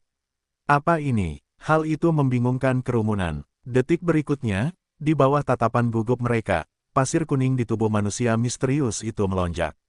Di tanah, pasir kuning tak berujung terangkat setinggi puluhan meter. Ombak menyapu seluruh dunia, cahaya meredup, dan semuanya kehilangan warnanya. Puluhan serigala gunung gurun yang ganas itu seperti perahu kecil dalam badai level 18. Mereka langsung tenggelam dalam gelombang pasir. Semua orang bisa mendengar serangkaian ratapan. Dalam waktu beberapa tarikan napas, pasir menyelimuti bukit pasir raksasa. Serigala gunung yang ganas itu tidak terlihat dimanapun. Pemandangan ini, yang seperti bencana alam, membuat orang-orang yang baru saja bersiap untuk mati menganga lebar-lebar. Rasanya seperti mereka telah melihat legenda, dan tidak dapat kembali ke akal sehat mereka untuk waktu yang lama. Mereka saling memandang dan melihat keterkejutan di mata masing-masing. Serigala gunung yang ganas dan brutal itu dimusnahkan begitu saja. Siapakah manusia yang dikelilingi pasir kuning itu? Mengapa dia begitu kuat? Keraguan yang tak terhitung jumlahnya muncul di benak mereka. Kemudian, mereka terkejut ketika mendapati manusia itu menatap mereka. Dalam sekejap, tekanan yang tak berujung melanda. Semua orang merasa seperti sedang melihat badai pasir yang dapat menghancurkan dunia. Mereka merasa sosok itu dapat menghancurkan mereka kapan saja. Ketakutan menguasai hati mereka. Saat manusia itu perlahan mendekat, tekanan meningkat hingga ekstrim. Menyerah, berlutut pikiran ini muncul tak terkendali, seperti api yang membakar padang rumput kering. Tidak ada yang tahu siapa yang berlutut lebih dulu, tetapi dengan bunyi dentuman pelan, kerumunan itu berlutut serempak dalam beberapa tarikan napas. Tidak ada yang berdiri. Kemudian, mereka menundukkan kepala dan melihat sepasang sepatu bot kulit di tanah. Beberapa orang di depan menekan rasa takut di hati mereka dan sedikit mengangkat kepala. Wajah tampan itu muncul di depan mereka. Namun, ekspresi acuh tak acuh pihak lain seperti dewa yang tinggi di langit yang memandang rendah semua makhluk hidup. Bahkan jika mereka berlutut di tanah, mereka tidak berani mengeluh. Yang ada hanya rasa takut yang tak berujung. Pria parubaya di depan menahan rasa sakit dari lukanya dan menundukkan kepalanya dengan tangan di dadanya. Pria kuat yang terhormat, Kevin, saya memberi Anda rasa hormat tertinggi dan terima kasih telah menyelamatkan kami. Pada saat yang sama, kegembiraan memenuhi hati semua orang saat mereka memegang dada mereka dengan kagum. Dia sangat rendah hati, Richard berkata perlahan sambil melihat sekeliling. Kevin, katakan padaku, dari mana asalmu? Apakah kau punya teman? Kevin mengangkat kepalanya dan berbicara dengan nada yang sangat lemah. Tuan, kami datang dari Kekaisaran Badak untuk menghindari perang. Kami masih memiliki beberapa teman. Di mana teman-temanmu? Nada suara Kevin sedih. Kami melewati kuil yang rusak sebelumnya dan berencana untuk beristirahat di sana sebentar. Tapi aku tidak tahu siapa yang menyentuh mekanisme itu. Itu mengubah area di sekitar kuil yang rusak menjadi pasir hisap, dan beberapa monster yang menakutkan muncul. Kami mencari makanan dan air di luar dan cukup beruntung untuk melarikan diri, tetapi serigala gunung terkutuk itu menargetkan kami. Pihak lain berlutut di tanah dan memohon dengan nada yang sangat menyakitkan. Orang kuat yang terhormat, aku mohon padamu untuk menyelamatkan teman-temanku. Selama Anda dapat menyelamatkan mereka, kami bersedia setia kepada Anda. Ding gelombang Anda telah memicu keadaan darurat penyelamatan yang hilang. Untuk menghindari perang, beberapa manusia mempertaruhkan nyawa mereka untuk menyeberangi gurun, tetapi mereka terjebak di tanah berbahaya. Dapat menyelesaikan misi 1, menyelamatkan manusia yang terjebak. 2. Mengusir manusia yang terjebak ke area berbahaya. 3. Menolak permintaan bantuan dan segera pergi. Hadiah misi acara mendadak terkait erat dengan pilihan Anda. Kuil yang rusak, keadaan darurat, itu menghidupkan rasa ingin tahu Richard. Menurutmu, apakah Paman Kevin bisa menyelamatkan Nona Vel? Bukan hanya pasir hisap yang mengelilingi area itu, tetapi juga beberapa monster. Seorang pemuda berkata dengan perasaan campur aduk saat dia melihat naga mayat hidup terbang di langit. Ekspresi warga sipil yang lebih tua sedikit berubah. Mereka menatap naga darah kerangka yang masih melayang di atas kepala mereka. Diam, Tuan yang kuat itu pasti bisa menyelamatkan Nona Vel dan yang lainnya. Tanda seru. Pihak lain segera menundukkan kepalanya dan tidak berani mengatakan apa-apa lagi. Yang lemah tidak bisa berbuat apa-apa selain berdoa dalam situasi ini. Richard telah mendengar lebih banyak detail tentang kuil yang hancur.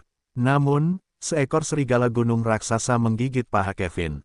Kevin tidak jelas tentang situasi yang sebenarnya dan tidak dapat menjelaskan poin utamanya. Dia tidak meminta petunjuk yang lebih berharga. Mereka terbang dengan kecepatan penuh. Kecepatan mereka sangat cepat. 20 menit kemudian, Kevin menunjuk ke area gurun di depan dan berteriak. Tuanku, ini kuil yang hancur. Rekan-rekanku terjebak di dalam. Richard melihat ke atas. Gurun di depannya tenang, dan tidak ada yang istimewa tentangnya. Di ujung pandangannya, samar-samar dia bisa melihat sebuah bangunan seukuran ibu jari di area tengah. Gurun di bawah adalah pasir hisap. Ada banyak monster di bawah permukaan. Saat dia berbicara, matanya dipenuhi dengan kebencian. Jelas bahwa dia telah menderita kerugian besar. Richard menundukkan kepalanya untuk melihat, tetapi tidak mengatakan apa-apa. Pasir hisap adalah medan khusus di gurun. Setelah seseorang melangkah ke dalamnya, seseorang akan secara bertahap tenggelam ke dalam pasir sampai benar-benar tenggelam dan mati lemas. Namun, dia tidak harus berjalan di tanah. Dia mendorong Alvis untuk terbang menuju bangunan itu. Ketika mereka memasuki tanah pasir hisap yang disebutkan Kevin, pasir di bawah mulai mengalir. Monster di bawah merasakan aura yang tidak dikenalnya, tetapi itu tidak menampakkan dirinya. Area itu tidak terlalu panjang, dengan radius sekitar 10 km. Ia mengepakkan sayapnya beberapa kali dan terbang ke area tengah. Reruntuhan kuil muncul di depan Richard, dengan diameter 100 meter. Lebih dari 200 orang terjepit di sudut kiri atas reruntuhan. Di atas pasir di sekitar kuil, puluhan monster yang tampak ganas berenang. Monster-monster ini panjangnya 7 hingga 8 meter dan memiliki mulut yang besar. Puluhan tentakel menggeliat di tubuh mereka, yang tampak sangat menjijikkan. Cacing pasir berjanggut panjang, level 9, potensi bintang 3 yang langka. Namun, tampaknya ada sesuatu yang istimewa tentang kuil yang rusak ini yang membuat monster-monster itu tidak berani mendekat. Ketika mereka melihat orang luar datang dari langit, cacing pasir berjanggut panjang di sekitar mereka mengeluarkan serangkaian raungan, lalu tenggelam ke dalam pasir dan menghilang tanpa jejak. Namun, Richard dapat merasakan mereka bersembunyi di bawah pasir. Jika ada gerakan dari atas, mereka akan segera menyerang. Ketika warga sipil di tanah melihat monster di sekitar mereka telah menghilang, mereka tidak menunjukkan kegembiraan di wajah mereka. Ketakutan malah muncul. Mereka gemetar saat melihat naga raksasa yang terbakar di langit. Ketika Kevin melihat bahwa teman-temannya masih berada di punggung naga, dia tidak bisa menahan diri untuk tidak melambaikan tangan dan berteriak dengan gembira. Aku di sini untuk menjemputmu. Ketika mereka mendengar suara yang familiar ini, penduduk mengangkat kepala mereka satu persatu. Ketika mereka melihat Kevin, mereka langsung senang dan terkejut. Paman Kevin, itu Kevin. Dialah yang membawa para wyvern mayat hidup ini. Richard tidak memperhatikan penduduk yang bersemangat di bawah. Matanya tertuju pada kuil yang rusak. Di area yang begitu luas, hanya patung di tengah yang masih utuh. Patung itu meletakkan kedua tangannya di depan dada, dan di telapak tangannya terdapat batu abu-abu yang tampak biasa saja. Yang membuat jantungnya berdebar adalah patung itu tidak memiliki fitur wajah, jadi dia tidak bisa melihat dewa apa itu. Patung tanpa wajah, ditambah dengan lingkungan sekitar yang rusak, hal itu memberi dampak psikologis yang kuat kepada orang-orang. Saat Richard merenung, dia membuat Alvis mendarat di tepi kuil. Kevin juga turun dari belakang naga darah kerangka itu. Saat dia melihat orang itu dengan darah yang mengalir keluar dari pahanya, dia dengan bersemangat bergegas maju untuk memeluk teman-temannya sebelum dia berjalan mendekat. Apa yang kalian sentuh di dalam? Saat Richard mendekat, dia tampaknya telah membungkam kerumunan yang bersemangat itu. Semua orang menatapnya dengan ketakutan. Untuk memperbudak naga mayat hidup yang begitu kuat, jelas bahwa itu bukanlah keberadaan yang bisa dianggap enteng. Ketika Kevin mendengar ini, dia tanpa sadar melihat ke belakang kerumunan. Kemudian, kerumunan itu terbelah ke kiri dan kanan, dan sosok kurus muncul, melewati bahu kerumunan. Pria itu berjalan mendekati Richard. Setelah sosok itu membungkuk, ia berdiri dan berkata dengan suara yang jelas, "Tuanku, bola batu di tangan patung itu sebenarnya adalah kristal. Ada gurun di dalam kristal itu." Richard menatap gadis di depannya. Usianya tidak lebih dari 17 atau 18 tahun, dan kata-kata itu membangkitkan rasa ingin tahunya. Ada gurun di dalam kristal itu. Benar, nada bicara pihak lain tidak banyak berubah. Rekan kita ingin mengambil kristal itu dari tangan pihak lain, tetapi begitu dia menyentuh kristal itu, gurun di sekitarnya berubah menjadi pasir hisap, dan beberapa monster muncul di bawah tanah. Richard menoleh untuk melihat patung tanpa wajah itu. Jantungnya tiba-tiba berdebar kencang saat dia merasakan bahaya yang kuat. Seolah-olah itu bukan patung dewa, tetapi binatang buas raksasa yang ganas. Itu penuh dengan tekanan. Saat pikirannya berubah, dia perlahan berkata, "Kevin, suruh semua orang menaiki naga darah kerangka dan meninggalkan area ini." Kevin menghela napas lega saat mendengarnya. Rasa terima kasih menyelimuti matanya. "Terima kasih atas kebaikanmu, tuanku." Richard melambaikan tangannya dengan acuh tak acuh. "Mulai sekarang, kamu akan menjadi anggota Twilight City. Orang-orangku akan berada di bawah perlindunganku. Pergilah." Rakyat jelata di sekitarnya terkejut mendengar ini. Namun, ketika dia melihat Kevin dan gadis kurus itu tidak berbicara, dia menekan keraguan di dalam hatinya. Monster di pasir hisap merasakan naga darah kerangka telah pergi. Ia mengangkat kepalanya dari pasir dengan enggan dan meraung. Namun, tidak peduli seberapa marahnya pasukan darat, mereka tidak dapat melakukan apapun pada pasukan terbang. Butuh 3 perjalanan untuk 200 lebih orang dan 10 naga darah kerangka untuk mengangkut mereka semua. Pada akhirnya, hanya Richard, Kevin, dan gadis kurus kering yang tersisa di lapangan. "Apakah Anda yakin area pasir hisap muncul setelah Anda menyentuh kristal?" "Ya, tuanku." Sosok di depannya tidak budak atau sombong, dan temperamennya seperti rumput liar ulet yang tumbuh di rumput, tidak mencolok tetapi penuh keuletan. Meskipun penampilan gadis itu hanya bisa dianggap halus, temperamen khususnya meninggalkan kesan yang mendalam. Richard mengangguk. "Kalian naik ke naga darah kerangka dan tinggalkan area ini." "Gunther," sambut dia dari belakang. "Jangan mendekat." "Ya, tuan." Meskipun situasinya tampak aman dan sehat, Richard tidak bisa menahan perasaan tidak nyaman. Bahaya yang dibawa patung tanpa wajah itu membuatnya menjaga kewaspadaannya pada tingkat tertinggi. Setelah Gunther dan yang lainnya meninggalkan jarak tertentu, hanya Alvis yang menunggunya. Richard tidak ragu lagi. Dia melambaikan tangannya, dan awan pasir membubung ke udara. Sesosok muncul di depannya. Setelah dia membentuk golem pasir, golem itu perlahan berjalan menuju patung dewa tanpa wajah itu. Tanpa kecelakaan apapun, dia tiba di samping patung itu. Pada saat yang sama, dia merasakan kristal redup di patung itu. Richard menarik napas dalam-dalam, dan perlahan mengendalikan golem pasir itu untuk meraih kristal yang biasa-biasa saja itu. Dia memegangnya erat-erat dan perlahan mengambilnya. Saat kristal itu lepas dari tangan patung itu, krak, mereka bisa mendengar suara yang tajam. Patung tanpa wajah itu retak seperti kaca di tanah, lalu pecah berkeping-keping. Saat patung tanpa wajah itu runtuh, ruang di sekitarnya langsung tertutup. Gemuruh, getaran hebat terdengar, dan retakan besar seperti jaring laba-laba muncul di tanah. Kemudian, seperti runtuhnya gunung, tanah runtuh dengan tajam. Pada saat ini, tekanan yang sangat mengerikan muncul dari tanah. Itu seperti binatang buas jurang raksasa yang bisa melahap dunia dan telah menghancurkan bumi.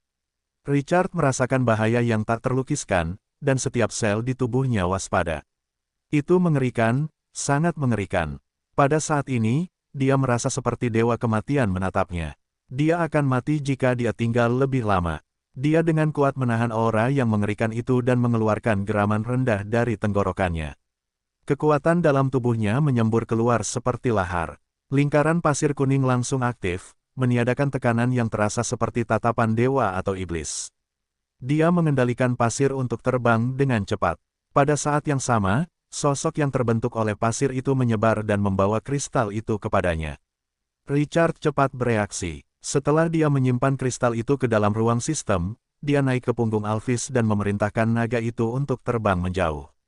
Dalam waktu kurang dari satu tarikan napas, boom, tanah dalam jarak 10 km dari kuil yang hancur itu runtuh. Debu beterbangan setinggi 100 meter. Pada saat yang sama, aura gelap yang luas dan tak terbatas, seperti 9 galaksi surgawi yang jatuh, menyerbu dari dalam. Aku, abadi dan tidak bisa dihancurkan. Raja Pasir Kuning, ratusan ribu tahun penjara, aku pasti akan membalas dendam. Richard, yang duduk di punggung Alphys, melihat ke bawah. Di bumi yang runtuh, cahaya gelap menelan segalanya yang membuatnya mustahil untuk melihat jejak jauh di dalam. Dia hampir tidak bisa melihat sosok yang tak terlukiskan dan kabur yang berputar dan berputar liar dalam kegelapan. Tiba-tiba, ketika merasakan aura orang luar, tentakel raksasa yang terkondensasi dari energi gelap tiba-tiba menjulur keluar dari tanah. Itu langsung merobek udara. Alphys mengepakkan sayapnya dengan liar seolah-olah sudah gila. Tapi Merkuri tampaknya telah memenuhi ruang di sekitarnya. Dan kecepatannya berkali-kali lebih lambat dari biasanya.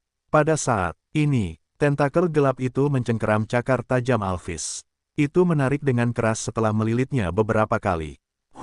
Kekuatan tentakel mencengkeram naga undead yang kuat ini dengan lebar sayap 30 meter ke dalam jurang gelap seperti anak ayam kecil. Alphys meraung marah. Ia menundukkan kepalanya dan memuntahkan energi merah tua yang menyilaukan ke tentakel itu. Namun, napas naga Beyond Areng yang dapat dengan mudah melelehkan baja tidak dapat menyebabkan kerusakan padanya. Sosok Alphys yang meraung benar-benar menghilang ke dalam kegelapan setelah beberapa napas. Setelah pahlawan naga itu tidak bisa melawan, tentakel yang kuat itu membunuhnya tepat di depan Richard. Richard berbalik setelah dia terbang sejauh 10 mil. Ekspresinya sangat serius. Tanah gelap itu seperti jurang pesawat utama. Itu memenjarakan Raja Gelap yang paling brutal. Apa makhluk yang menakutkan itu? Pertanyaan yang tak terhitung jumlahnya muncul di dalam hatinya. Pada saat itu, pemberitahuan sistem tiba-tiba berdering. Ding gelombang Anda telah membuka ruang bawah tanah tempat Raja Gelap disegel. Itu memicu misi khusus serang ruang bawah tanah. Kalahkan penjaga penjara bawah tanah dan kamu bisa mendapatkan pahlawan yang dipenjara di penjara bawah tanah penguasa kegelapan. Richard tercengang saat mendengar pemberitahuan sistem. Penjara bawah tanah, penguasa kegelapan. Penjara bawah tanah menahan satu unit pahlawan di sini. Dan setelah dia mengalahkan penjaga penjara bawah tanah akan memberinya pahlawan ini. Ekspresi Richard berubah. Apa kau bercanda? Tanda seru. Bagaimana dia bisa mengalahkan mereka? Dia bahkan tidak berani mendekat. Alphys adalah salah satu pahlawan terkuat di Twilight City, tetapi membunuhnya seperti anak ayam kecil di depannya tanpa bisa melawan. Apakah ini sesuatu yang bisa dia tangani sekarang? Dia akan tetap merasa putus asa bahkan jika seorang pemburu yang luar biasa memperbaikinya. Tekanan yang diberikan aura itu terlalu berlebihan. Richard menarik napas dalam-dalam beberapa kali untuk menekan emosinya dan menandai lokasi itu di peta. Richard tidak ragu-ragu. Dia pergi bersama Gunther, yang telah menunggunya. Menjelajahi peta tingkat tinggi seperti itu sekarang jelas-jelas mendatangkan kematian. Dia hanya bisa kembali setelah dia menjadi lebih kuat. Setelah apa yang baru saja terjadi, Kevin dan gadis itu, yang duduk di punggung naga darah kerangka, memiliki perasaan campur aduk. Ekspresi gadis itu masih dianggap biasa, tetapi kaki Kevin menjadi lemas saat ini. Ia berpikir tentang bagaimana ia telah berjalan maju mundur dengan cara yang begitu menakutkan selama ini. Seolah-olah ia berjalan di depan dewa kematian. Sungguh suatu keajaiban ia selamat. Tuanku, apa itu di bawah tanah? Kevin baru berani berbicara setelah mereka berada jauh dari area tersebut. Richard melirik pria berwajah pucat itu. Ia menggelengkan kepalanya perlahan. Makhluk yang sangat kuat, bahkan seekor naga, tidak lebih dari sekadar mangsa. Kevin segera berhenti bertanya. Dari bibirnya yang gemetar, orang bisa tahu betapa takutnya ia. Setelah mereka kembali ke kerumunan, penduduk yang tersisa awalnya cukup bersemangat, tetapi merasa sedikit aneh ketika mereka melihat ekspresi Kevin dan gadis itu. Setelah mereka bertanya apa yang terjadi, mereka segera menepuk dada mereka dengan lega. Tuanku, apakah wilayah Anda kekurangan tenaga kerja? Richard memerintahkan naga darah kerangka untuk menyeret beberapa penduduk kembali ke Twilight City dan memanggil unit udara lainnya.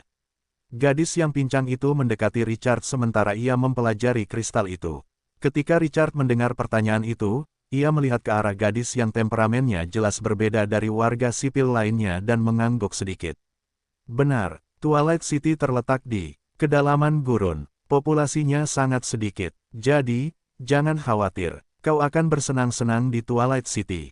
Gadis itu mengangguk perlahan. Aku yakin karena kau tidak membiarkan orang lain mengambil kristal itu, kau pasti memperlakukan semua orang dengan baik. Para bangsawan dan bangsawan selalu mengirim warga sipil menuju kematian mereka. Namun, jelas bahwa tindakan pihak lain sangat berbeda dari para bangsawan dan bangsawan lainnya. Richard menatap gadis itu dengan penuh minat. Dia tidak merasakan rasa takut dari orang ini. Ini agak langka. Dia membuka panel atribut. Itu langsung melebarkan matanya. Vel, level 6. Potensi peringkat B. Unit pahlawan, pahlawan urusan internal.